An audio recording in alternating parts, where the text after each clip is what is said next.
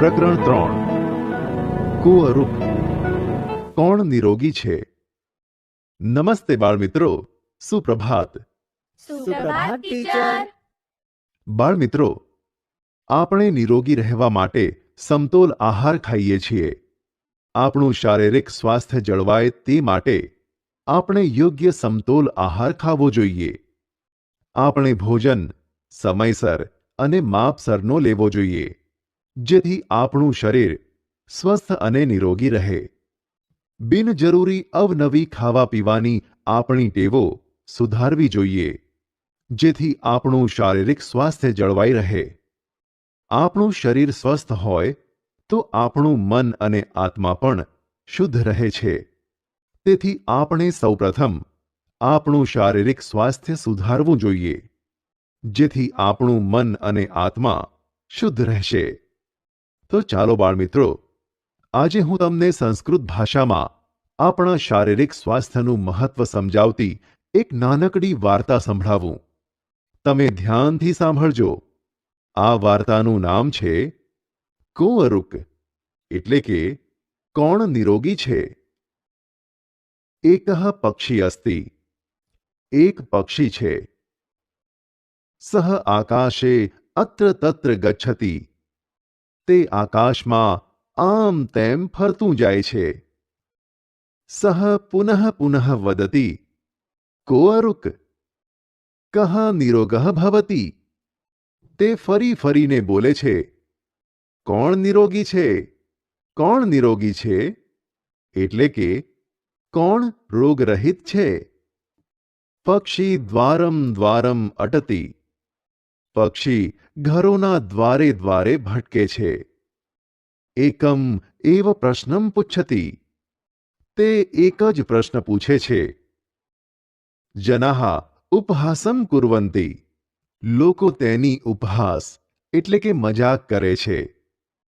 કઃ અપી ઉત્તરમ ન દદાતિ, અને કોઈ ઉત્તર આપતું નથી. પક્ષી નિરાશઃ ભવતિ, પક્ષી નિરાશ થઈ જાય છે. સહ વનમ ગચ્છતિ વૃક્ષે ઉપવિશતિ ચ, તે વનમાં જાય છે અને એક ઝાડ પર બેસે છે. વૃક્ષસ્ય અધઃ વૈદ્યર્ષિ વાગ્ભટ્ટઃ અસ્તિ, ઝાડની નીચે વૈદ્ય ઋષિ વાગ્ભટ્ટ છે. પક્ષી પુનઃ વદતિ, કુંવરુક કુંવરુક ઇતિ, પક્ષી ફરીથી બોલે છે, કોણ નિરોગી છે? કોણ નિરોગી છે? વાગ્ભટ્ટઃ શૃણોતિ, પક્ષીના બોલ ઋષિ વાગ્ભટ્ટ સાંભળે છે.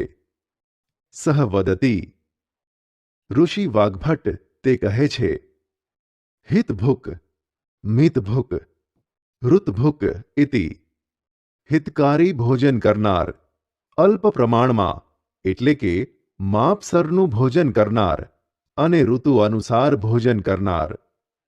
અર્થઃ અસ્તિ યહ હિતકારી ભોજનમ કરોતિ, યહ મિતમ ભોજનમ કરોતિ, યહ ઋતુ અનુસારમ ભોજનમ કરોતિ સહ એવ નિરોગઃ ભવતિ ઇતિ.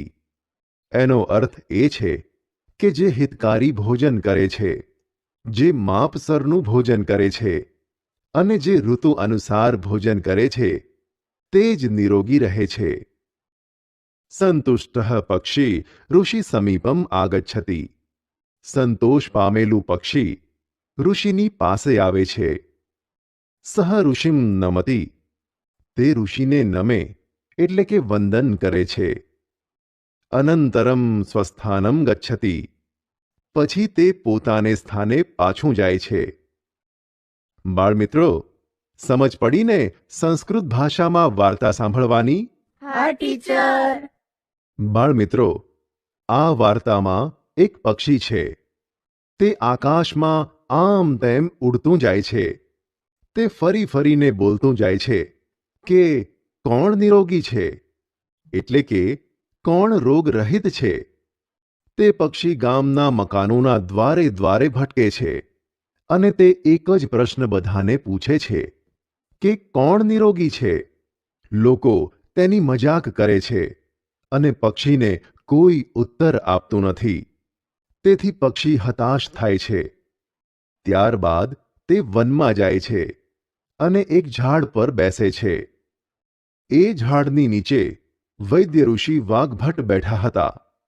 પક્ષી ફરીથી બોલે છે, કોણ નિરોગી છે? કોણ નિરોગી છે? પક્ષીની આ વાત ઝાડ નીચે બેઠેલા વૈદ્ય ઋષિ વાઘભટ્ટ સાંભળે છે અને તે કહે છે કે હિતકારી ભોજન કરનારા, અલ્પ પ્રમાણમાં ભોજન કરનારા અને ઋતુ અનુસાર ભોજન કરનારા, એટલે કે જે હિતકારી ભોજન કરે છે, જે અલ્પ પ્રમાણ એટલે કે માપનું ભોજન કરે છે અને જે ઋતુ અનુસાર ભોજન કરે છે તે જ નિરોગી રહે છે. આ વાક્ય સાંભળી સંતોષ પામેલું પક્ષી ઋષિની પાસે આવે છે અને તે ઋષિને વંદન કરે છે. તે પછી તે પક્ષી પોતાને સ્થાને પાછું જતું રહે છે. આમ આ વાર્તામાં આપણને આપણા શારીરિક સ્વાસ્થ્યનું મહત્વ વિશે સરસ રીતે સમજાવ્યું છે.